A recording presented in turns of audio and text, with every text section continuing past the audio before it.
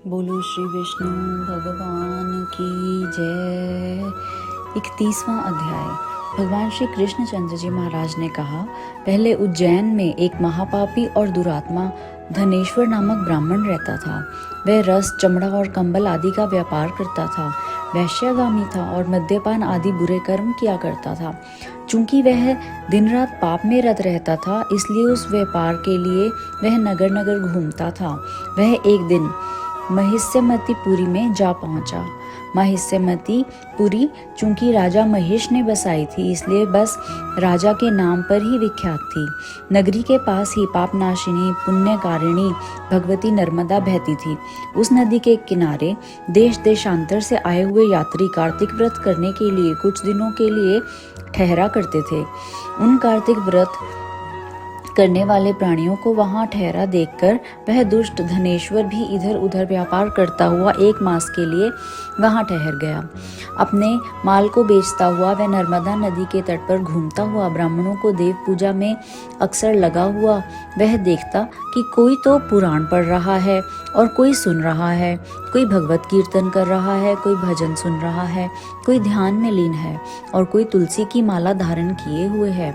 बस इसी तरह वह भगवत भक्तों के बीच में रहा और वैष्णवों के दर्शन करता रहा, उनको स्पर्श करता रहा, उनसे वार्तालाप करता रहा और भगवान विष्णु के नाम स्मरण के पुण्य का अर्जित करता रहा। वह कार्तिक के व्रत की उद्यापन विधि तथा जागरण को भी देखता रहा। उसने पूर्णिमा को देखा कि व्रती ब्राह्मणों और गौओं को भोजन करवा रहे हैं और उनको दक्षिणा आदि भी दे रहे हैं। उसने नित्य प्रति भगवान शंकर की प्रसन्नता के लिए होती दीपमाला भी देखी। त्रिपुर नामक राक्षस के 3 पुरों को भगवान शंकर ने इसी तिथि को जलाया था। इसी कारण भगवान शिव के भक्त इस तिथि को दीप उत्सव मनाते हैं। जो मनुष्य मुझ में और भगवान शंकर में अंतर मानता है, उसकी संपूर्ण क्रिया निष्फल हो जाती है। धनेश्वर वहां की पूजा विधि देखता हुआ इधर उधर घूम रहा था कि उसे एक काले सर्प ने काट लिया और वह भूमि पर गिर पड़ा। उसकी यह दशा देखकर वहां के दयालु भक्तों ने उसको चहुओं ओर से घेर लिया और उसके मुंह पर तुलसी दल मिश्रित जल के छींटे देने लगे। और जब उसके प्राण निकले तो यम के दूत उसे बांधकर कोड़ों से मारते हुए यमपुरी को ले गए। उसे देखकर चित्रगुप्त ने यम से कहा, इसने बाल्यकाल से लेकर आज तक बुरे काम ही किए हैं।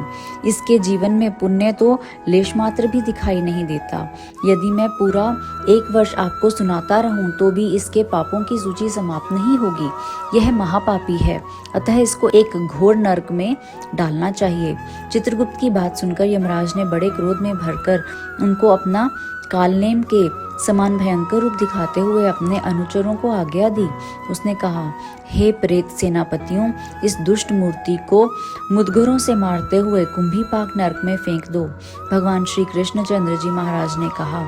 यह सुनकर प्रेत सेनापति ने मुदगरों से उसका सिर तोड़ते हुए कुंभीपाक नरक में ले जाकर खौलते हुए तेल की कढ़ाई में छोड़ दिया। प्रेत सेनापतियों ने ज्यों ही उसे तेल की कढ़ाई में फेंका, त्यों ही लपलपाती हुई आग अपने आप ठंडी हो गई। जैसे कि प्रहलाद को अग्नि में डालने से वह अग्नि ठंडी हो गई थी। यह विचित्र घटना देखकर प्रेत सेनापतियों ने यमराज के पास जाकर सारा वृतांत कहा। यमराज भी सारा हाल सुनकर आश्चर्यचकित रह गए और धनेश्वर को अपने पास बुलाकर स्थिति पर विचार करने लगे।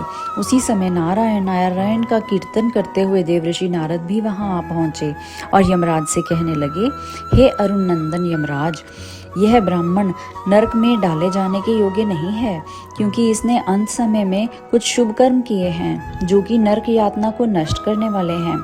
जो लोग भगवत भक्तों का दर्शन करते हैं, उनसे वार्तालाप करते हैं और उनका स्पर्श करते हैं, चाहे उन्होंने कोई पुण्य कर्म न किया हो, सहज स्वर्ग के अधिकारी हो जाते हैं। अतः धनेश्वर को पुण्यात्माओं के संग व स्पर्श से स्वर्ग का अधिकारी हो गया है। अतएव वह पुण्यात्मा है। इसे यक्ष योनि दो और केवल इसे पाप भोग करने वाले नरक दिखा दो।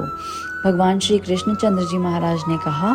जब देवऋषि नारद ऐसा कहकर चले गए तो धनेश्वर को पुण्य आत्मा समझते हुए यमराज ने दूतों को उसे नरक दिखाने की आज्ञा दी। बोलो श्री विष्णु भगवान की जय।